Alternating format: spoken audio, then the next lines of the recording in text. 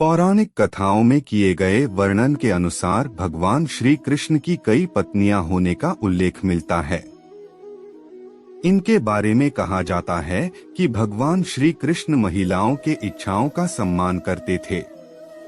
इसका सबसे बड़ा उदाहरण देवी रुक्मिणी एवं मित्रविंदा है, जो भगवान श्री कृष्ण से शादी करना चाहती थी, लेकिन इनके परिवार के लोग इस शादी के खिलाफ थे। फिर भी प्रभु श्री कृष्णा ने इन दोनों कन्याओं के इच्छा को पूर्ण करने के लिए बलपूर्वक उन्हें स्वयंवर से उठाकर शादी कर लेते हैं। तो चलिए आज हम आपको इस वीडियो के माध्यम से बताते हैं कि भगवान श्री कृष्ण के कितनी पत्नियां थी, किन परिस्थितियों के कारण उन्हें इतनी सारी कन्याओं से विवाह करना पड़ता है और इन रानियों के साथ वह कैसे रहा करते थे। देवी लक्ष्मी का अवतार रुक्मिणी। पुराणों में किए गए वर्णन के अनुसार देवी रुक्मिणी को मां लक्ष्मी का अवतार बताया जाता है, जिन्होंने विदर्भ के राजा भीष्मक के यहाँ पुत्री के रूप में जन्म लिया था, जो बड़ी होकर प्रभु श्री कृष्ण से शादी करना चाहती थी।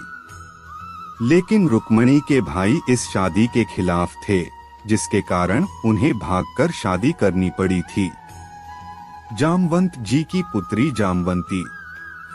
जब एक बार भगवान श्री कृष्ण के ऊपर मणि चुराने का आरोप लगा था, तब उन्होंने इस चोरी के आरोप को झूठा साबित करने के लिए मणि की खोज में निकल जाते हैं, जो मणि भगवान श्री कृष्ण के पूर्वजन्म के भक्त जामवंत के पास था। हालांकि जामवंत इन्हें पहचान नहीं पाते और मणि को लेकर इन दोनों के बीच युद्ध होता है, जिसमें जामवंत युद्ध हार जाते हैं और कहते हैं कि मुझे युद्ध में प्रभु श्री राम के अतिरिक्त कोई भी हरा नहीं सकता। फिर श्री कृष्णा उन्हें अपना राम रूप का दर्शन कराते हैं, जिसके बाद वह मणि प्रभु श्री कृष्ण को सौंप देते हैं और अपनी पुत्री जामवंती का विवाह उनके साथ करा देते हैं। सत्राजित की पुत्री सत्यभामा।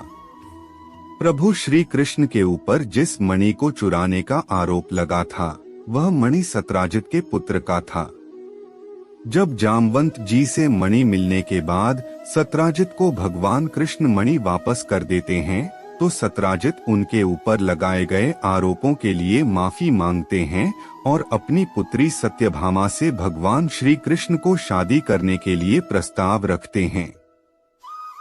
तब सत्यभामा को अपनी तीसरी पत्नी के रूप में अपना लेते हैं। सूर्यदेव की पुत्री कालिंदी।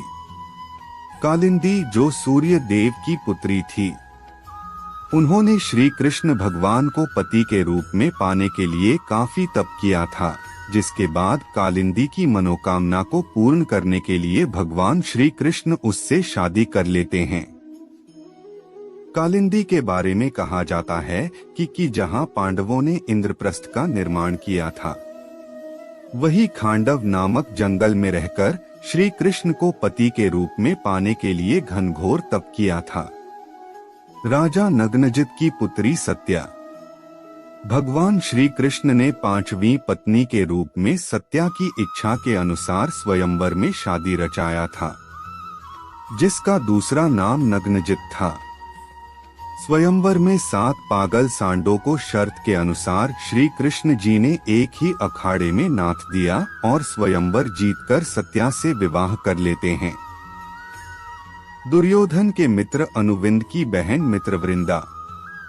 उज्जैन के राजा अनुविंद, जो दुर्योधन के मित्र भी थे, उनकी बहन अनुविंद श्री कृष्ण को पति के रूप में चाहती थी, लेकिन उनके भाई विनद अनुविंद इसके खिलाफ थे और श्री कृष्ण से शादी करने के लिए रोकते थे, जिसके बाद श्री कृष्ण बलपूर्वक स्वयंवर से मित्रवृंदा को उठाकर लेकर चले गए थे और उन्हें अपनी पत्नी होने का सम्मान दिया। ऋतुसुकृत की पुत्री रोहिणी। प्रभु श्री कृष्ण ने 7वीं पत्नी के रूप में रोहिणी से स्वयंवर के दौरान शादी किया था। रोहिणी एक तेजस्वी कन्या थी, जिसने स्वयंवर के दौरान श्री कृष्ण को पति के रूप में चुना था। पौराणिक कथाओं में किए गए उल्लेख के अनुसार इनका नाम भद्रा और कैकी भी था। भगवान श्री कृष्ण की 8वीं पत्नी लक्ष्मणा। लक्ष्मणा उस समय कैके देश की राजकुमारी थी, जो काफी रूपवंती और सुशील थी, जिससे शादी करने के लिए काफी दूर दूर के राजा महाराजा स्वयंवर में शामिल हुए थे। लेकिन स्वयंवर के दौरान लक्ष्मणा ने श्री कृष्ण के गले में वरमाला डालकर उन्हें पति के रूप में चुना लिया था। 16,100 रानियों से विवाह करने की कथा। पौराणिक कथाओं के अनुसार एक भूमासुर नामक राक्षस अमरत्व हासिल करने के लिए 16,100 कन्याओं की बलि चढ़ाने का प्रण लेता है और उन सभी कन्याओं को कारावास में डाल देता है। लेकिन श्री कृष्ण भगवान भूमासुर का वध करके उन कन्याओं को कारावास से मुक्ति दिला देते हैं।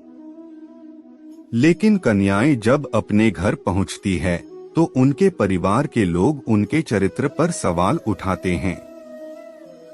तब प्रभु श्री कृष्ण 16,100 रूपों में प्रकट होकर उन कन्याओं से शादी रचा लेते हैं और उन कन्याओं को समाज में सम्मान दिलाते हैं। इस प्रकार प्रभु श्री कृष्ण के 16,100 रानियां और 8 पटरानियां थी। वह अपने 8 पटरानियों के साथ द्वारकाधीश के महल में रहा करते थे और बाकी 16,100 रानियां गोकुल में रहती थी। पुराणों के अनुसार श्री कृष्ण के 1,61,080 पुत्र और सभी कन्याओं के एक पुत्री भी थी।